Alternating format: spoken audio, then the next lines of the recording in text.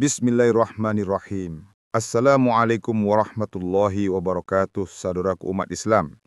Pada video kali ini, kita akan membahas cara berdoa dengan menggunakan tawasul atau wasilah, agar terhindar dari terjebak syirik atau merusak akidah tauhid. Kita akan melihat bagaimana Nabi SAW mengajarkan kita berdoa dengan benar, serta contoh-contoh yang memperkuat hukum dan logikanya, agar kita semakin mantap dalam mengamalkan doa yang sesuai syariat.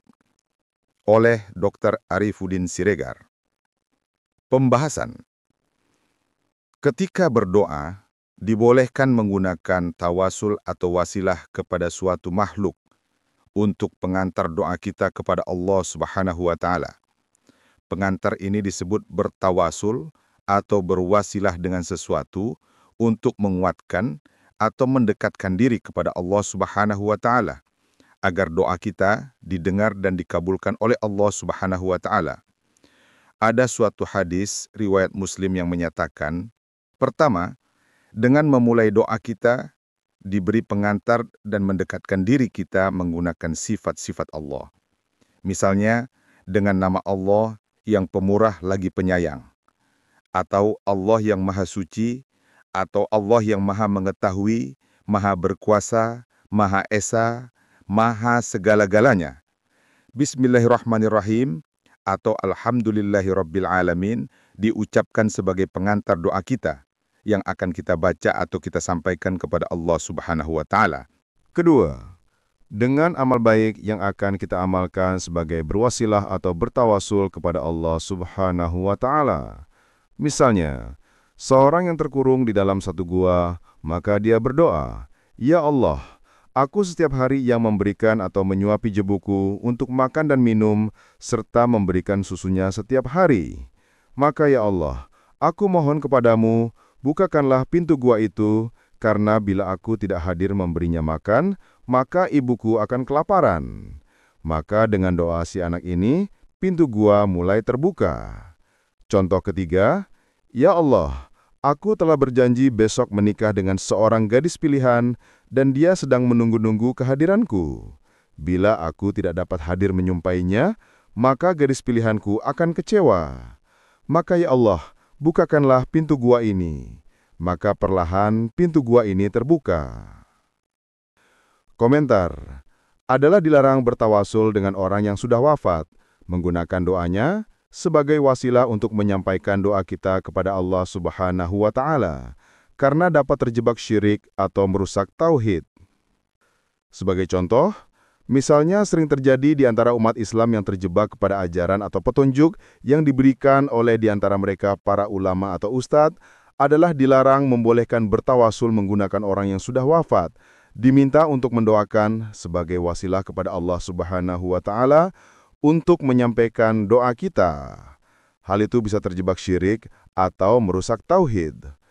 Hal ini bisa terjadi di antara umat Islam yang datang ke kuburan wali-wali atau orang soleh yang telah wafat untuk mohon menyampaikan doanya kepada Allah Subhanahu wa Ta'ala. Kita merujuk pada hadis riwayat Bukhari dan Muslim yang menyatakan, pernah suatu ketika di zaman atau di masa Rasulullah SAW masih hidup, terjadi musim kemarau dan tidak turun hujan. Maka para sahabat bersama Nabi berkumpul untuk berdoa kepada Allah memohon hujan. Dan mereka pun masing-masing membaca doa agar turun hujan, maka hujan pun turun. Kemudian setelah Nabi SAW wafat, para sahabat menggunakan paman Nabi, Ibnu Abbas, sebagai wasilah ketika bertawasul berdoa kepada Allah Subhanahu wa Ta'ala, di mana mereka tidak lagi menggunakan Nabi SAW sebagai wasilah bertawasul kepada Allah Subhanahu wa Ta'ala. Tapi mereka, para sahabat, berkumpul dengan paman Nabi Ibnu Abbas untuk berdoa bersama-sama masing-masing agar turun hujan, maka hujan pun turun. Ini membuktikan bahwa tidak boleh lagi bertawasul dan berwasilah dengan makhluk yang sudah wafat, di mana ketika berdoa, para sahabat mengatakan, "Ya Allah, ketika Nabi SAW masih hidup, maka kami bersama-sama bermohon kepadamu, ya Allah, agar turun hujan. Tetapi sekarang setelah Nabi SAW wafat, maka kami menggunakan Ibnu Abbas, paman Nabi, bertawasul dan berwasilah ketika kami berdoa kepadamu, ya Allah, Untuk menguatkannya sebagai rujukan lain, yaitu hadis riwayat Muslim yang menyatakan, apabila anak Adam mati, maka putuslah amalannya, kecuali dari 3 perkara. Pertama, ilmu yang diajarkannya semasa hidup.